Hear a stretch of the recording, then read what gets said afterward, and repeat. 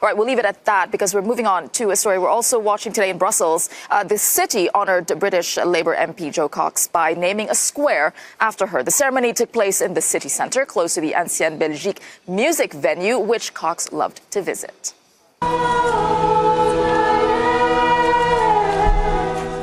Many friends and colleagues gathered to remember the politician. The mayor called her love of Brussels remarkable. Cox worked at Parliament as an assistant to an MEP, and she was murdered in 2016 in June by a far-right extremist in the midst of the Brexit campaign.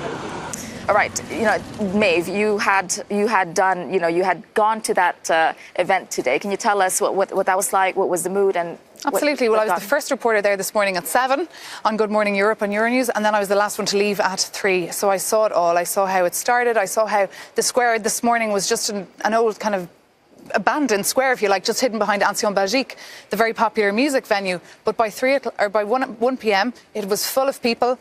Almost a little bit like a Labour Party conference, in fact, because a lot of them had come over, including Jeremy Corbyn.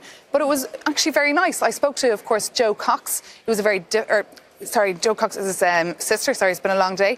And it's a very difficult day for her and for her parents, of course. But she was really happy that it was the friends of Jo Cox who came up with this idea to put this square in her honour in Brussels. All right, let's take a look at that clip that you did for us today.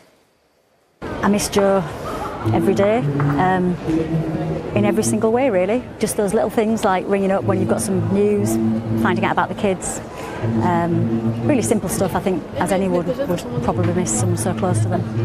And if she was alive today, what would she say about the state of the Brexit negotiations? I think Jo would be extremely saddened that things have gone the way they have in terms of Brexit and in terms of our relationship with Europe.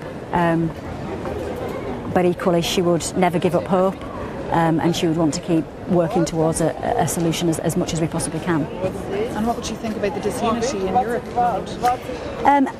Jo would be extremely sad.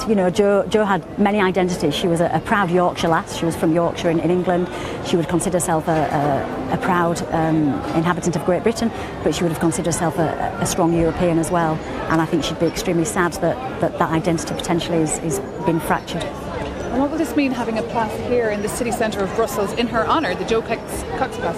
Yeah, it's amazing. It's a wonderful tribute from the Mayor and from the people of Brussels to remember Jo and the many happy times she shared with her friends in this city that she really loved. It was a very special time for Jo. She was here in her 20s. She celebrated her 30th birthday here. We all came over and had a big party.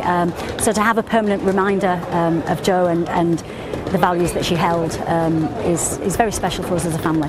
And finally, do you think the square in the city centre of Brussels will be used as a place to protest or for people to go if they want to create more social justice?